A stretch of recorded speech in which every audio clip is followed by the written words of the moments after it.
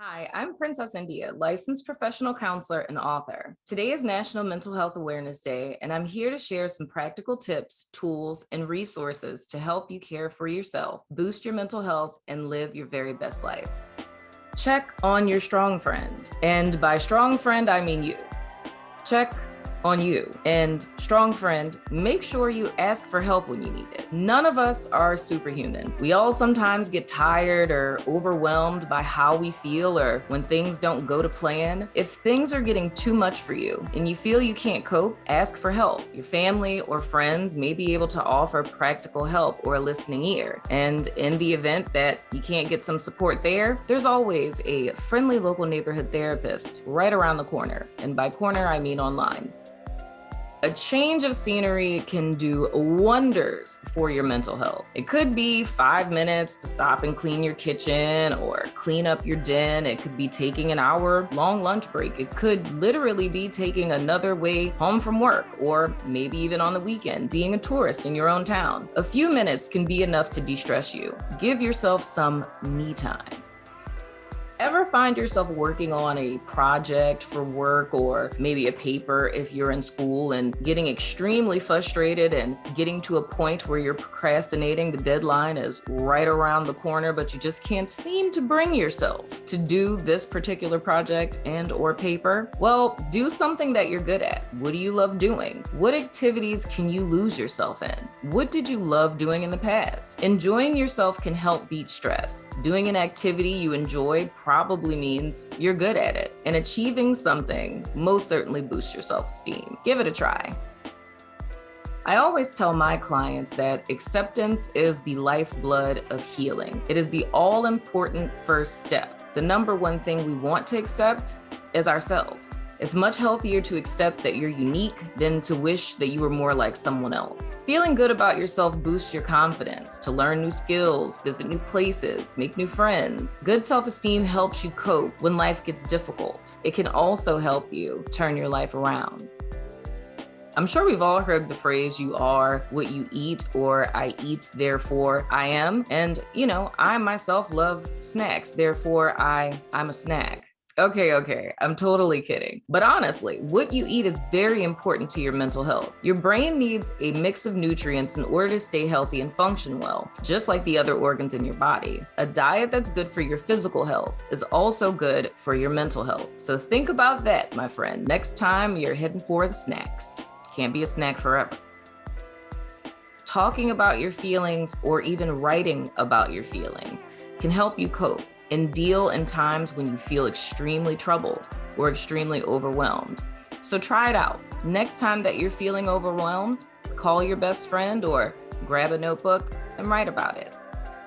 Do you ever find yourself frustrated with life or feeling extremely stuck and not really knowing where to start? It happens to the best of us. But there's a technique that I use with a lot of my clients that helps them to kind of get some clarity into what area of their life they should start. So let's try it. Imagine I gave you a magic wand. You wake up tomorrow morning and suddenly you have a magic wand. And with this particular magic wand, you can wave it and fix everything that's wrong with your life. Now, I want you to grab a piece of paper and a pen, and I want you to write down every single thing that you would just wave away with that wand. Look at that list. Those are the things that you want to change about your life. So now it's all about strategy. So what do you want to do? You want to look at this list. You want to see what's a priority. You want to see what's tangible. What can you start with first? And start there. It may seem a tad lofty-minded, but I assure you, try it out. You won't be disappointed. Are there things in your life that you want to improve or desperately desire to be different? Dr. Martin Luther King once said, you don't have to see the whole staircase, just the first step. Think about something in your life you want to improve and figure out what you can do to take just one step in that direction. Remember, you don't have to see the whole staircase, just the first step.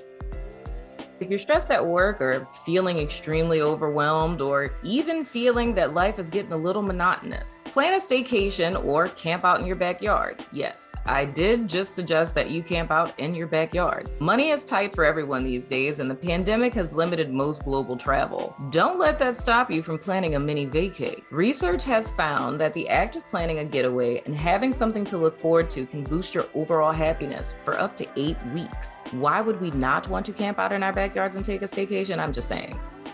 First of all, sir and or ma'am, chill out.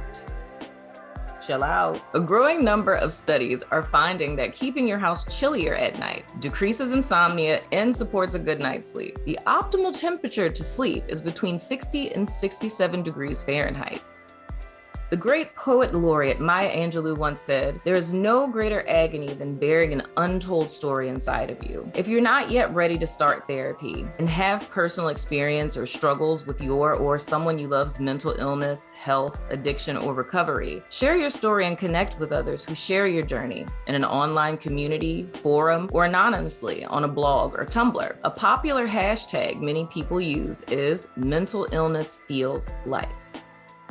Do you often find yourself feeling anxious? Did you know that feelings of anxiety are rooted in fears of the future? And the key to combating anxiousness is being present. To silence your mind, you must be here now. So the next time that you find yourself feeling anxious, take a step back and try these 2 simple techniques. The first is mindful coloring. Grab some colored pencils and dedicate at least 20 minutes to this. Before you know it, your mind will be clear. For this activity, I find that complex geometric patterns and mandalas tend to work the best. So don't go grabbing your kid's coloring book now. A lot of these sheets can be found just by a simple Google search. The second technique is take time to laugh. Log on to YouTube and watch your favorite comedians, some funny pet videos, or even those hilarious TikTok compilations. Laughter has been proven to help reduce anxiety. So laugh it up.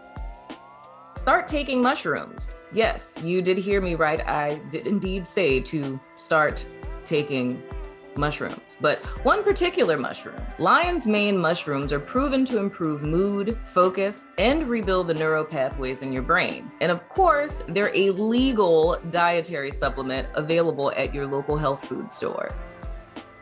Consider a social media fast, a digital detox, or heck, you can even go off the grid. Leave your smartphone at home for a day and disconnect from the constant emails, alerts, and other interruptions. And if that's not possible, at least commit to an hour digital detox before bed. And try to spend time doing something fun with someone, face to face. Commit yourself to relaxing in a warm bath at least once a week. Try adding Epsom salt to soothe aches and pains and help boost magnesium levels, which can be depleted when we stress. I have a great detox bath recipe for a self-care day such as this, so you can find it on my Instagram, @TheWokeTherapist. A coffee a day keeps depression away. What? Yep, you heard that right. Coffee consumption is linked to lower rates of depression. And if you can't drink coffee because of the caffeine, you can sip some tea. I mean, literally, you can sip some green tea every morning in place of coffee. Try it out, it works. So are you a cat person or a dog person? No judgment. In my opinion, both are great. Studies support that pets are indeed therapeutic. Yes, even cats and gerbils and ferrets and rabbits and, all of our furry friends. Spend some time with your furry friend. Time with animals lowers the stress hormone cortisol and boosts oxytocin, which stimulates feelings of happiness. If you don't have a pet, hang out with a friend who does, or, you can volunteer at an animal shelter. Pets need love too. To increase your productivity and decrease stress this week, try preparing your lunches or picking out your clothes for the work week on Sunday. You'll save some time in the morning and have a sense of control about the week ahead. I'm sure many of you have heard the phrase, "a body in motion stays in motion." Or maybe that's just how my trainer guilt trips me, but traditionally, one of the most advisable ways to obtain good mental health is by exercising. But everybody ain't able. If exercise isn't your jam or not something you're used to, don't worry. You can still get moving, even if it means starting with just stretching in the morning. All of that can make a difference. I suggest starting with walking. After dinner, take a 20 to 30 minute walk around your neighborhood, building or a local park. If you're really adventurous, take a short hike in the woods. Research shows being in nature can increase energy levels, reduce depression, and boost well-being. And that light to moderate exercise allows the release of endorphins, which relieve stress and improve your emotional state. So just a little bit of movement combats against negative emotions such as anxiety, stress, and sadness, and improves your overall mental health. So get moving today, like right now. Stand up, sit down. Okay, I'm totally kidding.